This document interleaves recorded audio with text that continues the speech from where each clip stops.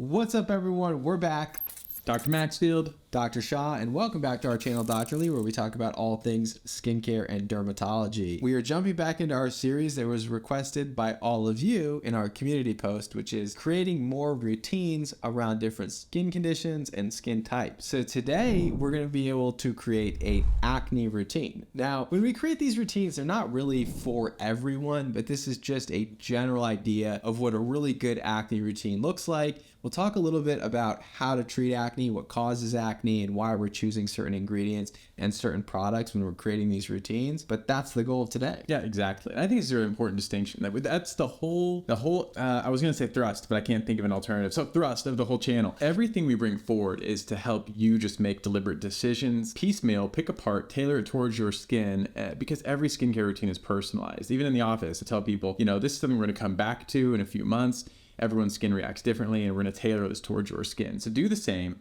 pick it apart, see what works for you. We're going to just provide you the tools to build an acne routine. You know what a good analogy is here? Say, for example, you go to a store and you buy a dress or you buy a suit. Now, you buy the suit in the size that is fitting your shoulders in general, but doesn't necessarily fit you in the body. It doesn't fit you in the sleeves, but the overall fit's pretty good, but it's not perfect, right? So then you go to a tailor, and that tailor is you, right? So we're giving you the suit sort of off the rack, and you need to make little tailor-made changes to it. This is such a good, I'm so proud of myself. How is this a terrible analogy? I don't know, do people buy these things anymore? I feel like this is a better analogy for like 1930. No, what do you mean? People buy dresses, like you buy a dress and then you shorten it, you make the sleeves longer, you make the sleeves shorter. How many of you use a tailor in our audience? Be like 1%, 0.1%. This is everybody. This is everybody. Okay, well, I thought it was a great analogy. Whatever. By the way, join our Facebook group, join our newsletter. That's our housekeeping stuff. All things acne routine. Here we go.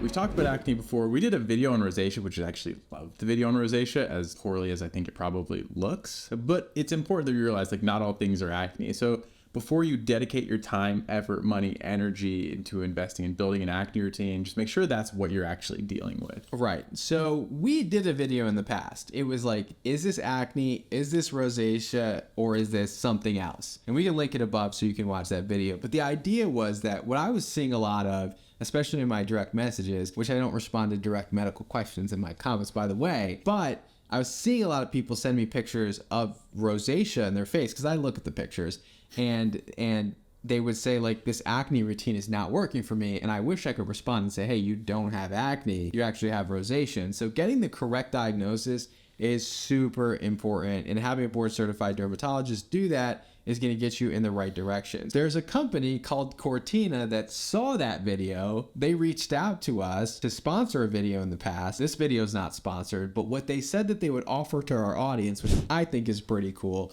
is that they would give everybody a free diagnosis to make sure that they were on the right track with their skincare journey. So what you do is, we'll put a link below, click on the link, you'll answer some questions, you upload some pictures. It's not going to end up in like the deep web on a cloud somewhere, because this is all like HIPAA compliant. They can't like pass your information out. But basically, they have a board certified dermatologist look at your photos and give you the diagnosis. No requirement to buy anything, but they'll give you the diagnosis to make sure that you're at least have the right diagnosis to go down the right path with your skincare journey, which I think is pretty cool that they're giving that to the Doctorly audience. And this was literally made for our channel because of that video, which is why it's so cool that we have this community. But today, let's talk about this acne routine. So for acne, we've talked about the deep principles of it. Basically, with hormones changing skin, you get an increase of oil production, which clogs the pores, that helps bacteria thrive, which causes inflammation, and those are your tenets of acne. And so everything you use should be tailored towards one or all of those 4 steps. We've done a lot of videos on acne in the past that you can watch, but we're going to just simply build you a routine at this point, and we're going to follow that cleanse, treat, protect algorithm that we always have. So for acne, you could always use a regular cleanser in your cleanse step. So we'll start with the night routine, but there's also a lot of good acne specific cleansers out there. And what ingredients would you look for in an acne cleanser? These 2 ingredients are actually ingredients I like better in cleansers than I like as leave-ons. There's nothing wrong with them in leave-ons, but I really love how they function in cleansers. And that's benzoyl peroxide and salicylic acid. They both have unique properties. Benzoyl peroxide is pretty drying, but I do think it's the most effective ingredient. It really kills bacteria prolifically. It really complements and elevates a lot of other ingredients, like synergistically. And then additionally, it modulates inflammation. It's weird to say something is like anti-inflammatory when it's irritating sometimes, but it kind of modulates the acne inflammation as well. Agree, yeah. So benzoyl peroxide is one ingredient I find that some people just do not tolerate at all in their skincare routine. So it's not like just sometimes mild irritation for some people. Some people, sometimes it's really, really bad. And so definitely listen to your skin. But for people that this does work for, it works phenomenally well for. For the face, and even the studies show that you don't need mega high doses of benzoyl peroxide for it to be effective. In fact, lower doses have been shown to be just as effective. So I would look for 4% benzoyl peroxide cleanser, especially for the face. CeraVe has an acne control foaming cleansing, and that one, whatever. It's tricked them. We'll put the picture up, and that's their 4%. And Panoxyl also has a 4% benzoyl peroxide cleanser as well. And the one I was reaching for and inadvertently threw them off here, sorry. It's the Cetaphil Castor came out with this gentle clear line, and they have a complexion clearing BPO acne cleanser. That's a 2.6% DPO, but what I like about it too, it's micronized. And it has zinc topically and licorice. This line is lit. It is amazing. But this has topical zinc. It also had licorice in it. I think I said licorice to help with the dark spots. But the thing I like about the micronized portion, it not only helps with like stability, increased penetration to the follicles to really increase the efficacy. Also, some of the studies with micronized ingredients also show that it kind of disperses more evenly across the skin to prevent hot spots and minimize irritation. So there are a lot of like prescription benzoyl peroxide products. This mimics those and it does it better. I think it's great. Micronized benzoyl peroxide, haven't seen this cleanser before, but I'm familiar because a lot of our prescription products, actually from the same company, the Galderma portfolio, has a lot of micronized benzoyl peroxide. So familiar with how it works.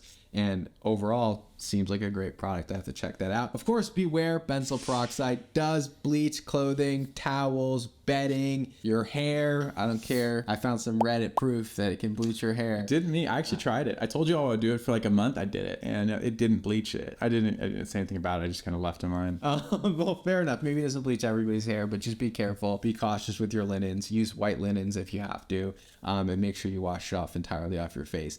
The other option, like we mentioned, is to use a salicylic acid cleanser. I wouldn't use both because that would probably be too irritating. So pick one or the other, depending on if you have more oily skin. Salicylic acid may be a little bit better, but then again, benzoyl peroxide can be a little bit drying, so you just have to really listen to your skin on this one. The CeraVe Acne Control Gel Cleanser has 2% salicylic acid in it. The Inky List has one too, I think, also affordable, 2% salicylic acid cleanser as well. So that's where I would start with your night routine. Pick one or the other. The second step of our treat part of this routine, what are we going with? I would not say retinoids, right? We're at nighttime, and you're going to start with a foundational ingredient. I would start and pick and prioritize the one that's going to do the most. And you'll find that derms do this in the office a lot. There's a lot of layering questions, and I talk about this sometimes, but a lot of derms will just be like, emphasize the retinoid. Make sure you get that on the skin. This can be your first step. Just try to make sure you incorporate this. So there's a couple there's I feel like a lot of different options here. One over-the-counter that's an amazing option is adapalene. We've talked about this before. There are a lot of studies showing that this is comparable in efficacy to the lower strength prescription tretinoin, and that it's also less irritating. So if you're going to really try to commit to one over-the-counter ingredient purely in terms of efficacy, this is it. If you could abandon everything else and you said, okay, listen, I have $30. I got to pick one thing. It would be adapalene for me. Adapalene is probably the most effective ingredient that we can find over the counter for all forms of acne. It solves many of the problems that we have with acne, and it's very, very well tested. Used to be prescription, now available over the counter. Available from Differin, also available from La Roche-Posay and adapalene. Find whichever one is cheaper for you and go with that. Of course, in this treatment phase, you also have the prescriptions that are available from your dermatologist or teledermatology service. We mentioned Cortina. They, of course, do acne as well. But this is where you'd put those treatment routines. So that would be where you'd put your tretinoin, you'd put your clindamycin. Whatever's prescribed for you would be also in this treatment phase. But if you don't have access to those, over the counter, definitely adapalene. And then last, night routine, protect. So protecting at night, contrary to what I used to believe, Dr. Shah does not wear sunscreen at night, and neither should you. You don't need to. So the protect at night is really just based off of moisturizing. And acne ingredients can be irritating, so this step can actually be very important to not only offset the irritation and help you use those acne ingredients better, but also just to protect that skin barrier. So this can be based off of your skin type. So some people have dry acne prone skin, some people have oily skin. We've talked about multiple mattifying moisturizers before, the Toleriane Ultra Mattifying Moisturizer, the Cetaphil Gentle Mattifying Acne Moisturizer, and then, or just a gentle facial moisturizer like the e.l.f. Fragrance Free Holy Hydration Moisturizer, just nice balance, most normal to combination skin. So this is where you either are going to put something that's maybe a little mattifying if you're more oily, maybe a little more hydrating if you're more dry. We've done a lot of videos on moisturizers in the past. You could simply just put a CeraVe or a Cetaphil or a Vanity Cream moisturizer here in this step, but just keep it super simple. But I do think that if you're using this, you're using adapalene and you're using benzoyl peroxide, you should definitely be using a hydrating moisturizer as your last step in your skincare routine at night. Now moving on to the morning routine. So for the morning routine, some people can tolerate a medicated cleanser twice a day. Some people cannot. So if you need to use a gentle cleanser here, that is absolutely acceptable. Or if you need that gentle cleanser at night, also acceptable. So after the cleanser, then you're going to move on to your active ingredients. And this is a place you can actually use something like beta-hydroxyacid or salicylic acid toner as a leave-on. You don't need to duplicate ingredients here. So if you're using a salicylic cleanser, you don't need to do that ingredient again. Or you can use something like azelaic acid, which can treat your dark spots, treat your acne, and help with both at once. Also, too, if you're seeing a doctor or dermatologist, this is where often the topical antibiotics live. It's just like a very gentle, very effective ingredient. So that's something you might also see in your morning routine. Yeah, so that's an amazing second step or treat step in a morning routine. You don't actually necessarily need this step because you're doing a lot at night already. If you have an acne cleanser, you have adapalene, and then in the morning, if you want a little extra push, I definitely think azelaic acid is an amazing step, especially if you have dark spots. Or you could go again in with salicylic acid. But you want to kind of ease into this, maybe start with one ingredient at a time, use it for 2 to 3 weeks, then introduce these other ingredients. But like a complete routine could definitely include all of these ingredients and then just follow it with your protect step, which is sunscreen. So that we'll kind of do it super simple here. At night, cleanse with benzoyl peroxide or salicylic acid, follow with adapalene, follow with the gentle moisturizer. In the morning, again, an acne cleanser if you can tolerate it. If not, gentle cleanser. Follow with azelaic acid if you have dark spots. If not, you can use a salicylic acid toner and then follow that with a sunscreen. Simple 3-step acne routine, morning and night. We'll actually try to see if we can put a link below with a link to that routine. I think that's something we could probably do for you. We're going to try to do more like graphics, handouts, goodie bags, things like that for you. So more visual stuff for you to kind of take home with you when you watch our videos, almost like the handout from the class, I guess, something like that. Yeah, because everybody loves homework. Well, it's not homework. You don't have to do anything with it. But if that's helpful, let us know. I'll get it done. But just let me know if you like it or you hate it. If it makes it easier for you to just have that and not have to go back and reference the video, maybe that's something that will be helpful for you. So we'll put together a little list for you. But thank you all so much for tuning in. Yeah, please. Oh, you tricked. Please like, comment, and subscribe. Greatly appreciate that. Simple acne routine. Let us know what other routines you want us to help out with, and we'll see you in the next video. We'll see you next time. What are your thoughts on this here?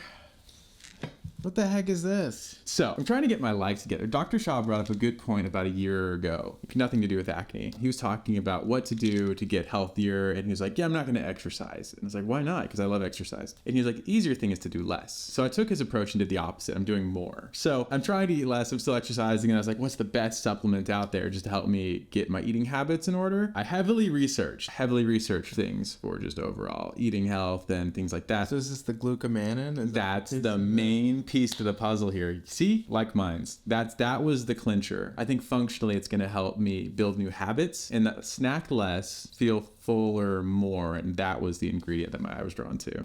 I mean, it's got black pepper and turmeric, so I'm okay with it.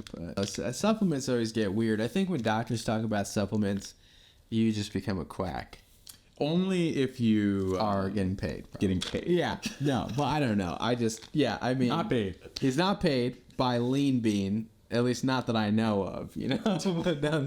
The Galactomannan seems like a good option. I mean, let me know how it goes. We find out. we'll see That in a being year. said, I actually broke my own rule because I went to Orange Theory 3 times last week. What was your rule? 5 times or 1? No, I was trying to go for 0. Oh, I was against that's the exercise. same rule. Oh, yeah. Yeah, so now I'm in 3 times to Orange Theory this past week. I actually, because I just am not like healthy at all, and I don't feel good, and I'm tired all the time. So I was like, let me get my life together. Started going to the gym more now.